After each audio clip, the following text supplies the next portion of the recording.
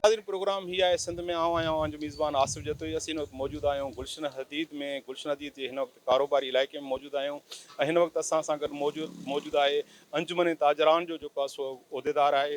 उन सां ॻाल्हि ॿोल कंदासीं त हिते हिन कारोबार में कहिड़ियूं ॾुखियायूं आहिनि ऐं हू छा चवणु चाहिनि था पिया। गुलशन हदीद जा तमामु अहम मसला आहिनि। गुलशन हदीद में जेको आहे पाणी बि कोन्हे को, गुलशन हदीद में बिजली बि कान्हे का, गुलशन हदीद में अमन अमान जो वॾो कमाल लॻो पियो आहे। ऐं कॾहिं चोरियूं, कॾहिं डकैतियूं, कॾहिं कुझु। ऐं गुलशन हदीद खे कंहिं ज़माने में इस्लामाबाद सां मिलायो वेंदो हो। हाणे उहा गुलशन हदीद जे इस्लामाबाद त परे थी, पर हाणे वाटर बोर्ड जो असांजो साबिक़ा चेयरमैन मोहम्मद साजिद जोखियो साहब मिनिस्टर उहो बि रही चुका आहिनि ऐं हाणे आंद स्पॉट बि आहिनि। असां उन्हनि खे अपील कंदासीं त गुलशन हदीद में पाणीअ जो ऐं गैस जो ऐं बिजलीअ जो इन ते जो नज़रसानी कनि ऐं गुलशन जा जेके मसाला अहम आहिनि उन्हनि ते जेको आहे तवजो ॾियनि।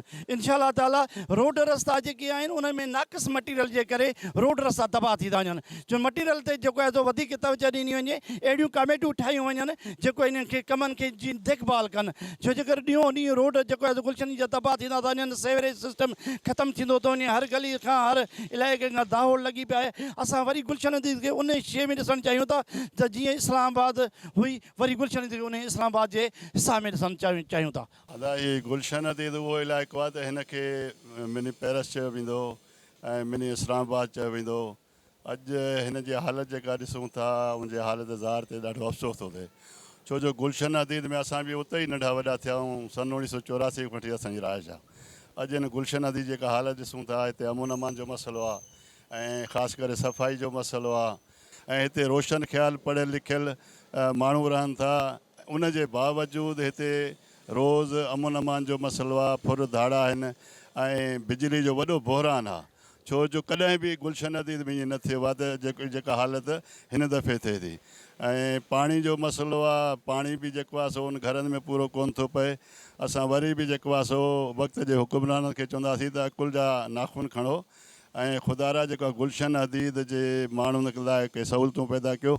छो जो हिते जेको आहे साफ़ु सुथिरो मिडल क्लास रहे थो।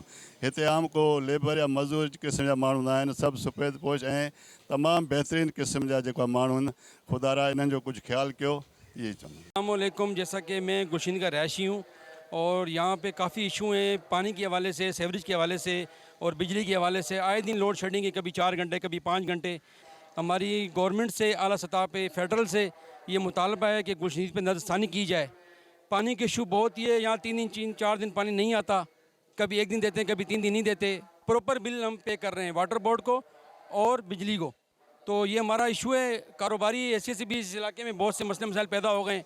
रोड यहाँ के ख़राब है, सेवरेज यहाँ निज़ाम ख़राब है।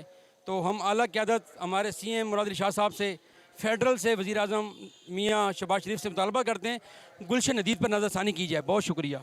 त हीअ गुलशन हदीद जो हिकिड़ो 500 फुटनि जो रोड तव्हांखे बहितर किथे बि न ठहियलु मिलंदो।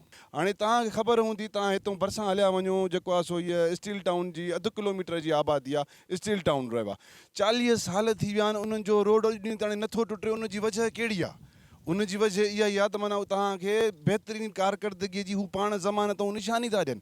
बाक़ी तव्हां हीअ 3 महीननि में, हर 3 महीने में असां बि ॾिसूं था त रोड ठहे थो, पर उहो 3.25 महीननि में रोड सॼो उखड़ी थो वञे। पोइ हाणे हिन में ख़बर न आहे नियत उन ठेकेदार जी चङी न आहे या नियत उन माण्हू जी ठीकु न आहे जेको उन खां कमु कराईंदड़ आहे। बाक़ी त हू सम्झनि था त को हाणे माना हू वॾो बहितरीनु कमु था करनि या सोशल मीडिया या कुझु हुननि दोस्त रखी करे पंहिंजी हिमायत जे लाइ ऐं पंहिंजे बचाव जे लाइ इहो कमु कयो हूंदो, त इहा हुननि जी भुल आहे वॾी। बाक़ी त हाणे ॾिसो 2-2 फुटनि जो हिन रोड ते जेको मेन रोड आहिनि, हीअ तव्हां अचो था जीअं गुलशन हदीद खां जेको दाख़िली रस्तो आहे ऐं जेको ख़ारिजी रस्तो आहे, 1-1 फुट जो माना उन्हनि ते जेको रोड जा खॾा पियल आहिनि। छा ही पाण हिते कोन था रहनि? हिननि खे छा पंहिंजी ख़बर कोन्हे त माना इहे रोडनि ते, पर शायदि हुननि वटि वॾियूं गाॾियूं आहिनि, इन जे करे माना हुननि खे इन लोडनि जी ख़बर न पवंदी हुजे।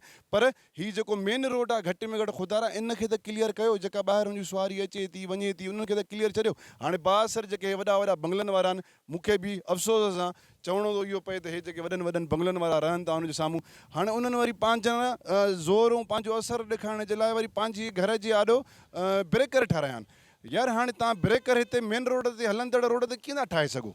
सो मुंहिंजी हिननि खे गुज़ारिश आहे, वरी बि मां ॿीहर हुकूमती नुमाइंदनि खे इहो अर्ज़ु कयां थो त महिरबानी करे ख़ुदा हिन पंहिंजी सोसाइटी खे, डेवलप सोसाइटी खे हथ सां न ॿोड़ियो। वरी इहे ई माण्हू तव्हांजे अॻिते हली करे कमु ईंदा, इहे ई तव्हांखे ऐवाननि में वठी वेंदा। सो महिरबानी करे पंहिंजे इलाइक़े जो तवजा ॾियो।